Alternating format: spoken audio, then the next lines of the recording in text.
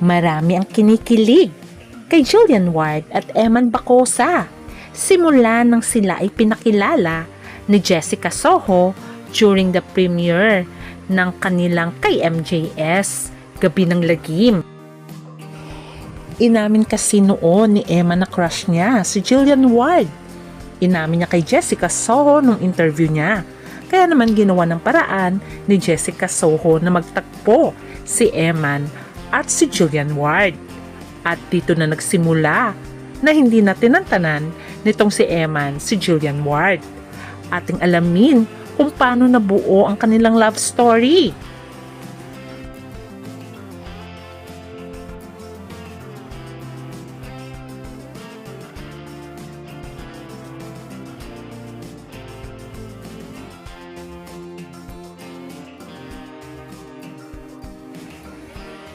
Kilala si Jillian Ward sa pinakasikat ngayon sa Sparkle ng GMA7 at isa rin siyang rising star talaga na maraming humahanga. Samantalang si Eman Pacquiao naman ay isa ring rising star when it comes sa boxing. Kaya naman sabi nila ay bagay sila. Mula kasi nang pinakilala si Jillian Ward kay Eman Bacosa Pacquiao ay hindi na tinantanan ni Eman itong si Jillian at talagang nanligaw ito sa kanya. At dahil nga mabait at masyado itong gentleman, mukhang si Jillian Ward ay napapaibig niya na. Matatandaan na may TikTok itong si Jillian Ward kung saan nagsasayaw siya at sanabi niyang the big guy. Pero hindi niya ni-reveal ang mukha kung sino ang kasayaw niya. Pero nang tinanong si Jillian Ward sa kanyang interview kay Boy Abunda, tinanong siya kung sino yung big guy. At sinabi ni Jillian na malalaman din daw ito soon at ire-reveal niya din na the same dance number pero meron ng mukha. Kaya naman marami talaga ang na-curious, iba-ibang pangalan ang lumabas kung sino nga ba itong kasayaw ni Jillian Ward. Pero maraming mga fans din ang nakahula na si Eman Pacquiao daw ito dahil halata naman daw sa build ng katawan. Si Eman ay anak ni Joanna Rose Bacosa kay Manny Pacquiao. Anak siya sa labas. Pero hindi naman tinuring ni Manny Pacquiao na anak sa labas lamang si Eman dahil minahal din naman niya ito at bumabawi ito sa kanya. Tinanggap na rin ni Jinky Pacquiao si Eman. At sinabi nga rin ni Jinky na mabait naman na bata si Eman. Kaya naman, namana rin ni Eman ang pagiging boksingero sa kanyang legend na ama. Magaling din na boksingero si Eman at ilang beses na itong nanalo.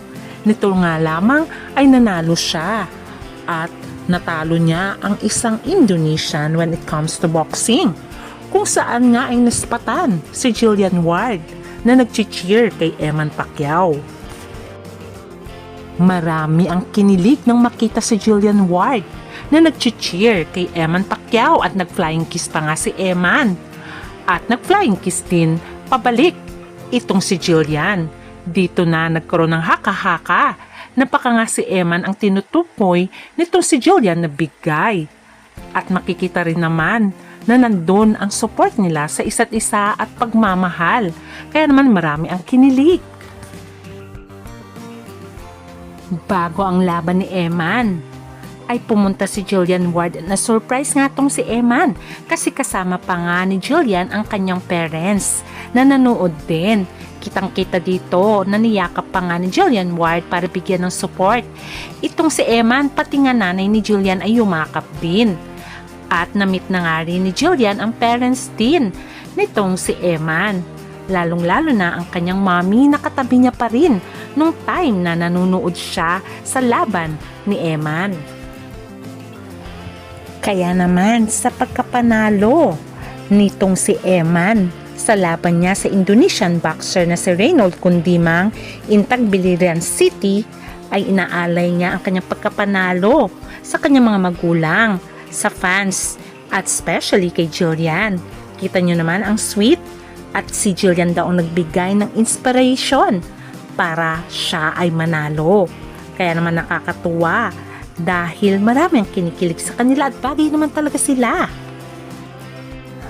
After ng laban ni Eman ay nispatan pa itong si Jillian at Eman para sa celebration ng pagkapanalo ni Eman, kung saan pati pamilya ni Eman at pamilya din ni Jillian ay nandun. Makikita ang kasiyahan sa kanilang dalawa. Kaya ang mga fans ay nagsasabi na baka nga si Eman ang big guy na tinutukoy nitong si Jillian Ward. At marami tuloy fans ang nagsishipping sa dalawa na tinawag silang Jillman. Napaka-low-key lamang ng relasyon ni Jillian at Eman. Tanggap ng both parties ang isa't isa, tulad na lang ng pamilya ni Eman na may family picture pa nga sila dito. Kita naman, di ba? At hindi lamang yun, pumunta din ang magulang ni Jillian Ward para suportahan si Eman. Kaya walang magiging problema kung totoo ngang may relasyon ang dalawa, since pareho naman single. Kaya naman, eto na nga ang revelation ni Jillian Ward, kung saan ay inabangan kung sino ang guy na the big guy at nireveal niya na nga, si Eman pala ito. Kaya maraming naging masaya dahil nireveal na nga nitong si Jillian ang lalaking nagpapatibok ngayon sa puso niya. Matatandaan na nag-meet ang dalawang ito noong November, kung saan ay pinopromote ni Jillian Ward ang kanyang moving Gabi ng Lagim. At simula dito ay nanligaw na nga si Eman Pacquiao kay Jillian. At ayon nga kay Jillian, sa lahat daw ng manliligaw niya ay iba daw talaga si Eman dahil napakabait nito, maalaga, mapagmahal at God-fearing. At ang maganda pa nga daw kay Eman ay ang respetong binibigay ni Eman sa kanyang mga magulang, na talagang pinagpapaalam siya ng maayos at lagi niya din kausap ang parents niya. Dito na rin siguro na fall in love itong si Jillian kay Eman. Kaya naman bagay naman talaga sila. Dahil sa revelation ng kanilang low-key relationship, binansagan tuloy itong si Jillian Ward na Jinky Pacquiao 2 na nanonood din ng laban, tulad ni Jinky nanonood sa laban ni Manny. Sana nga daw ay magtuloy-tuloy ang success nitong si Eman Pacquiao kahit sa international. Dahil sa revelation na ito, maraming fans ang nagmamahal sa kanila na tinawag silang Jillman.